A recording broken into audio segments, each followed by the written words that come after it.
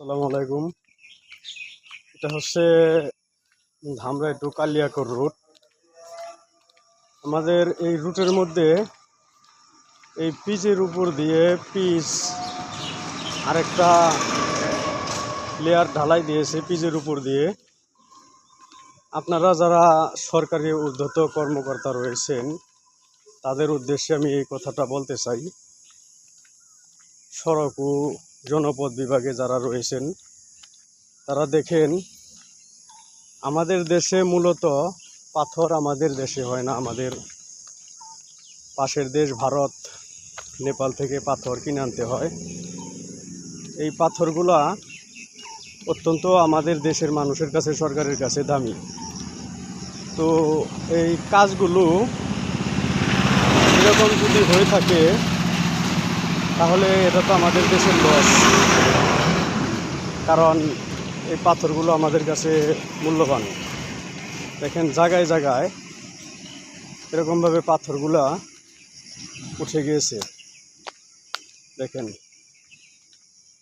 এই যে পাথরগুলা জায়গায় জায়গায় উঠে গেছে। এই যে এগুলো কি এগুলো দেখেন কি অবস্থা। আমার এই যে সব জায়গায় একই অবস্থা।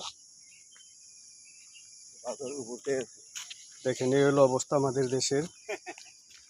দেখেন এই যে পাথর, এই পাথরগুলো পিচগুলো রাস্তা থেকে উঠে গেছে গা। এগুলো আপনারা একটু পর্যবেক্ষণ করেন। আপনারা সরজমিনে এসে এই রাস্তাগুলো সুন্দর করে চেক করেন, কারণ এগুলো হচ্ছে আমাদের দেশের অর্থ, জনগণের ঘামে ভেজা পরিশ্রমের টাকা। এই যে দেখেন, এই যে এই সারা রাস্তা এই একইভাবে এই জায়গায় এই দেখেন, এই যে সব গাড়ির টায়ারের চাকার বাড়িতে সব সরে গেছে রাস্তা থেকে।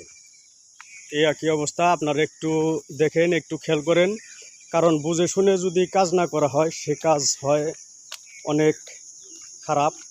নিম্নমানের কাজ দিলে আমাদের এই দেখেন, এই হলো অবস্থা। এই দেখেন সব জায়গায় একই অবস্থা সারা রাস্তার মধ্যে।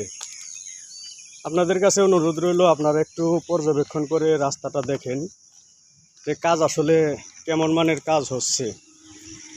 আমার ভিডিওটা আপনাদের কাছে গেলে মাইন্ড করবেন না, হয়তো আমার ভুল থাকতে পারে। আমরা চাই সবাই মিলে দেশটাকে সামনের দিকে এগিয়ে নিয়ে যেতে। আমাদের পরিস্থিতি যদি হয় এমন, তাহলে আগামী দিনের ভবিষ্যৎ, আগামী দিনের জেনারেশন যারা এখন তরুণ, তারা একদিনে যুবক হবে, তখন কি অবস্থা হবে এই দেশে।